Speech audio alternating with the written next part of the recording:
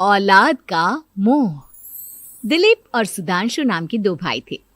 दिलीप की शादी कावेरी के साथ हुई और सुधांशु की शादी माया के साथ। शादी के बाद दोनों भाई अपनी अपनी पत्नी के साथ खुशी खुशी रहा करते थे। दोनों भाइयों के परिवार एक ही घर में रहता था।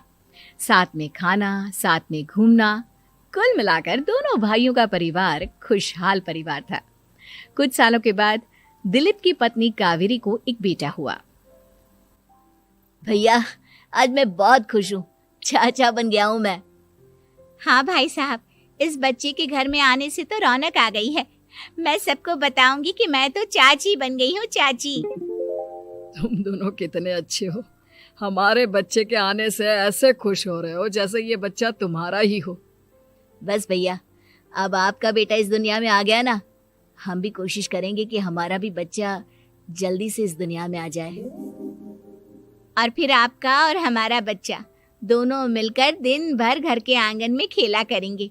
कितना मजा आएगा ना।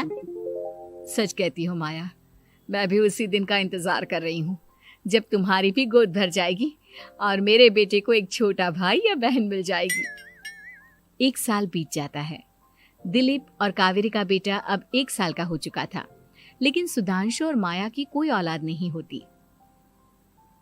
माया, लगता है कि हमारी जिंदगी में बच्चे का सुख ही नहीं है। ऐसा क्यों कहते हैं? दिलीप भाई साहब का बेटा भी तो हमारा ही बेटा है ना। तुम्हारी बात बिल्कुल ठीक है माया, लेकिन फिर भी हमारा खुद का एक बच्चा होता तो कितना अच्छा होता। हाँ, कावेरी भाभी भी हमेशा कहती हैं उन्हें अपने बेटे के लिए एक छोटा भाई या बहन चाहिए।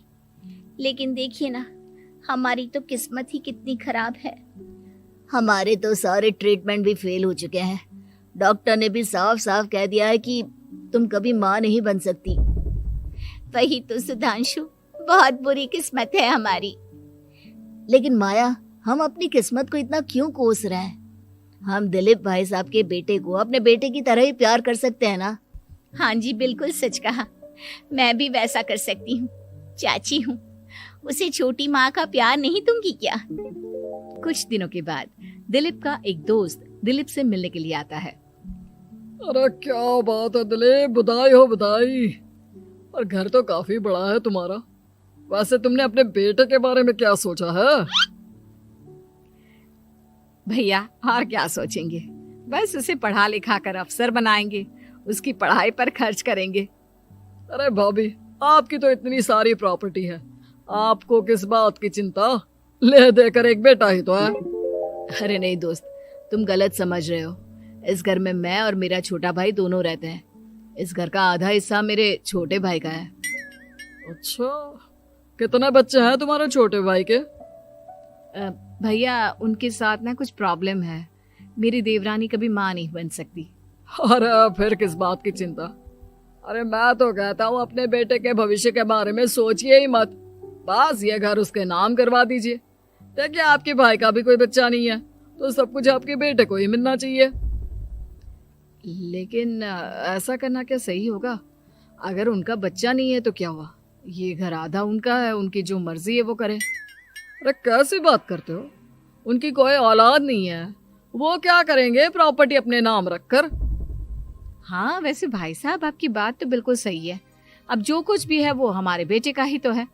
आखिर वही तो इस घर के वंश को आगे बढ़ाएगा। मैं कल ही देवर जी से बात करती हूँ। अगले दिन सुधांशु और माया, इधर आओ। तुम दोनों से एक बहुत जरूरी बात करनी है मुझे। बताइए ना भाभी, क्या बात है? आपको कहीं जाना है तो आप अपने बेटे को मेरे पास छोड़कर जाइए। मैं ही पूरा दिन रख लूंगी उसे। अरे नहीं माया, वो तो मुझे पता है। मैं किसी और चीज के बारे में बात करना चाहती हूँ। बताइए ना भाभी, क्या बात है? देखिए देवर जी, आपका कोई बच्चा है नहीं, लेकिन मैं जानती हूँ कि आप हमारे बेटे को अपने बेटे की तरह ही प्यार करते हैं। भाभी, बेटे की तरह नहीं, वो हमारा ही बेटा है। मेरे लिए तो वो मेरा ही बच्चा है। वही तो फिर क्यों ना ये सारी प्रॉपर्टी हम मेरे बेटे के नाम करवा दे, क्योंकि तुम्हारा हो या मेरा, हम सबका एक ही तो है बेटा। लेकिन भाभी, अभी तो वो सिर्फ 1 साल का है। अभी से प्रॉपर्टी उसके नाम करवाने का क्या मतलब है? देखिए देवर जी, जो काम जितना जल्दी हो जाए ना उतना अच्छा। आने वाले वक्त का क्या भरोसा। भाभी भरोसा क्यों नहीं, हम तो हमेशा आपके बेटे को माँ बाप की तरह ही प्यार करेंगे। हाँ, लेकिन फिर भी मैं चाहती हूँ कि ये सारी प्रॉपर्टी मेरे बेटे के नाम हो जाए। अब मुझे नहीं लगता तुम दोनों को इसमें कोई भी परेशानी होगी, है ना? भाभी वैसे तो आप जो कह रही हैं वो बहुत जल्दबाजी है, लेकिन फिर भी अगर आपको ऐसा लगता है तो ठीक है, कल ही प्रॉपर्टी के पेपर बनवा लीजिए, मैं और माया उस पर साइन कर देंगे। इस तरह से अगले दिन प्रॉपर्टी के पेपर बनवाकर सारी प्रॉपर्टी दिलीप और कावेरी के बेटे के नाम पर करवा दी जाती है। कुछ दिनों के बाद सुधांशु, सुबह सुबह ये कौन लोग आ गए हैं तुम्हारे घर पर? भैया वो ऊपर वाला कमरा खाली पड़ा था ना, सोच रहा था किराएदार रख देता हूँ। लेकिन किराएदार रखने से पहले आपने हमसे पूछा भी नहीं। भाभी इसमें आपसे पूछने वाली क्या बात थी, हमें एक ही कमरे की जरूरत थी, इसलिए सोचा दूसरा कमरा किराए पर दे देते हैं, कुछ इनकम हो जाएगी। अरे माया, ये सारी प्रॉपर्टी अब मेरे बेटे के नाम पर है और यहाँ पर जो कुछ भी होगा उसके लिए तुम्हें मेरी या दिलीप की परमिशन तो लेनी पड़ेगी ना। हाँ सुधांशु, तुम्हारी भाभी ठीक ही तो कह रही है। अब देखो, तुमने खुद अपने हाथों से ये प्रॉपर्टी हमारे बेटे के नाम की है, वह अभी बहुत छोटा है, तो इस घर से रिलेटेड सारे फैसले तुम्हें हमसे पूछ कर लेने चाहिए।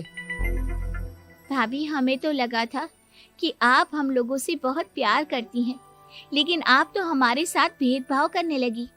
अरे इसमें भेदभाव करने वाली क्या बात है? और मैंने कौन सा तुमसे कुछ गलत मांग लिया? अरे ले देकर मेरा बेटा इकलौता इस पूरे वंश का वारिस है, सब कुछ उसके नाम है। तुम्हें इस बात से जलन क्यों हो रही है? भाभी माया को जलन नहीं हो रही, वो तो बस ऐसे ही कह रही थी। सब जानती हूँ मैं, इसकी खुद की तो कोई औलाद पैदा नहीं हुई, बस इसीलिए जब देखो तब मेरे बेटे पर बुरी नजर डालती रहती है। देखो माया, कावेरी तुमसे बड़ी है, वो जैसा कहती है वैसा करो। और वैसे भी इस घर पर अब तुम लोगों का कोई अधिकार नहीं है, वो तो हम लोगों की भलाई समझो जो तुम्हें अभी तक यहाँ रहने दिया है। भैया आप इतने कैसे बदल गए? इस प्रॉपर्टी ने आपके दिल से हमारे लिए प्यार पूरी तरह खत्म कर दिया है क्या? इसी तरह वक्त बीतता जाता है और देखते देखते दिलीप और कावेरी का बेटा प्रणव 25 साल का हो जाता है और उसकी नौकरी लग जाती है। पापा आज मेरा अपॉइंटमेंट लेटर आ गया है, मैंने सिंगापुर में जॉब ज्वाइन कर ली है। लेकिन प्रणव, विदेश में नौकरी करने जाने से पहले तुम्हें कम से कम अपने मम्मी पापा से एक बार पूछना चाहिए था ना। इसमें पूछने वाली क्या बात है माँ, मैं सिंगापुर जाकर जॉब करना चाहता हूँ तो करना चाहता हूँ। देखो प्रणव, हमने तुम्हारे लिए इतनी सारी प्रॉपर्टी यहाँ पर रखी हुई है, उन सब का क्या होगा? यहाँ रहो, बिजनेस करो। सॉरी पापा, मैं यहाँ रहकर कोई बिजनेस नहीं करने वाला, और ये जितनी भी प्रॉपर्टी आपने मेरे लिए संभाल कर रखी है ना, ऐसे ही किसी को दान में दे दीजिए, क्योंकि मैं सिंगापुर से वापस इंडिया आकर कभी नहीं रहने वाला। दिमाग खराब हो गया है तेरा, जानता नहीं तेरी वजह से हमने तेरे चाचा चाची से लड़ाई करके पूरा घर तेरे नाम करवा दिया था। हाँ तो ऐसा करने से पहले आपको सोचना चाहिए था ना। और मम्मा, मैं तो वैसे भी उस वक्त 1 साल का था, मेरा इस मैटर से कोई लेना देना नहीं है। कैसी बात कर रहा है ये लड़का? अरे तेरी वजह से अपने छोटे भाई से दुश्मनी लेकर बैठा हूं मैंने तो उसे घर से भी निकाल दिया। जानता नहीं तू, बाजू वाले घर में एक छोटा सा कमरा किराए पर लेकर रहते हैं तेरे चाचा चाची, और ये सब मैंने तेरे लिए किया। देखिए पापा, आपने जो कुछ भी किया अपने लिए किया। मैंने आपसे कब कहा था कि मुझे ये प्रॉपर्टी और घर चाहिए? और वैसे भी अपने भाई के साथ इस तरह का बिहेव करके आपने कोई अच्छा काम तो किया नहीं। तू सही कह रहा है बेटा, हमने तेरे चक्कर में अपने छोटे भाई जैसे देवर और बहन जैसी देवरानी को इस घर से निकाल दिया। बहुत बड़ी गलती हो गई मुझसे। ठीक है मॉम, तो अब आप अपनी गलती सुधारो, लेकिन मुझे तो फॉरेन जाना है, मैं वहीं जाऊंगा। अब आगे क्या करना है ये आपका डिसीजन है। और प्रणव सिंगापुर जॉब करने के लिए चला जाता है। कुछ दिनों के बाद जब दिलीप और कावेरी को अपनी गलती का एहसास होता है तो वो सुधांशु के घर पहुंचती है। सुधांशु, माया, हमें माफ कर दो, हमसे बहुत बड़ी गलती हो गई। क्या हुआ भाभी? आज इतने सालों के बाद अब हम गरीब लोगों के घर क्या करने आई हैं? भाभी, हमने तो खुशी खुशी अपने भतीजे को सब कुछ दे दिया, अब हमारे पास कुछ भी नहीं बचा है। भाई मुझसे बहुत बड़ी गलती हो गई, जो तेरे जैसे भाई को मैंने प्रॉपर्टी के चक्कर में घर से निकाला, और जिसके लिए मैंने ये सब कुछ किया वो खुद ही विदेश चला गया। भैया भाभी, जिस बेटे के लिए आपने हम लोगों को इतनी तकलीफ दी, आपस के प्यार को बिगाड़ा, जब वही आपसे दूर चला गया तो आपको इस बात का एहसास हुआ। लेकिन माफ कीजिए, अब हम आपके साथ रहने के लिए उस घर में नहीं आ सकते। नहीं नहीं माया, ऐसा मत कहो, मुझसे बहुत बड़ी गलती हो गई, प्लीज वापस चलो, मैं वो घर फिर से तुम्हारे नाम कर देती हूँ। भाभी, मैं उस घर का क्या करूंगी? किसके लिए?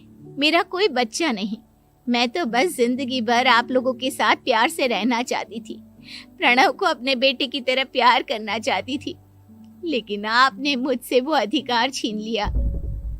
भाभी और भैया, एक सवाल पूछना चाहता हूँ आप लोगों से। जो बच्चा कुछ ही दिन पहले दुनिया में आया हो, जिस बच्चे के भविष्य का आपको पता ही ना हो, उसके लिए अपने पुराने रिश्तों को तोड़ देना, अपने सगे रिश्तेदारों से दुश्मनी मोल लेना, उनके साथ झगड़ा करना, उनकी बेइज्जती करना, क्या ये सही है? कम से कम हमें सही वक्त का इंतजार तो करना चाहिए ना। सिर्फ प्रॉपर्टी के लिए अपने सगे भाई को घर से निकाल दिया, वो भी अपने 1 साल के बेटे के लिए। क्या ये वाकई में सही था? जवाब दीजिए मेरी बात का।